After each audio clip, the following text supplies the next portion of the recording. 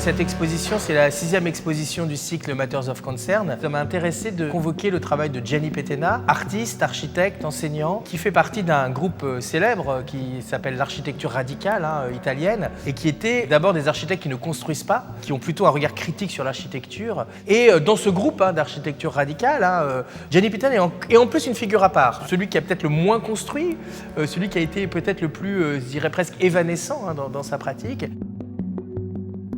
Cette exposition-là est construite en 2 parties. À la verrière, une sorte de mini-rétrospective des gestes et des travaux de Gianni Pettena. Et puis une installation immersive à l'ISELP, qui est une installation historique de Gianni Pettena, une sorte de forêt de papier qui vient littéralement contaminer toute l'architecture du lieu, et en la niant évidemment, parce que quand on est dedans, on ne la voit plus, donc on pourrait être n'importe où presque. Cette installation est les restes finalement d'une architecture faite par des gens qui, simplement avec des ciseaux, ont découpé leur propre passage dans l'architecture. Là, on peut aussi créer son propre espace à l'intérieur de l'architecture et non pas habiter une architecture existante.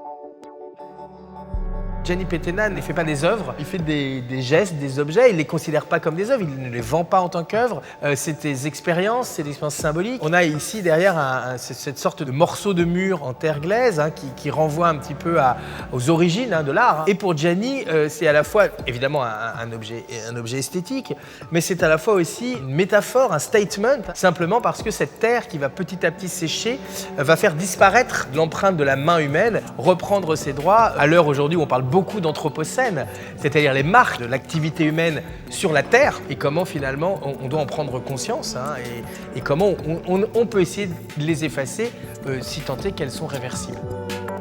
Dans les années 60, certains pionniers de l'écologie avaient déjà pensé un certain nombre de choses, avaient déjà montré certains enjeux dans leur pratique, non pas dans quelque chose ni de triste, ni de totalement désespéré, mais au contraire avec une forme de réenchantement possible à travers des gestes simples, et que j'aime beaucoup la manière dont Gianni Pettena finalement arrive à ne pas séparer la critique avec à la fois l'humour et aussi la poésie.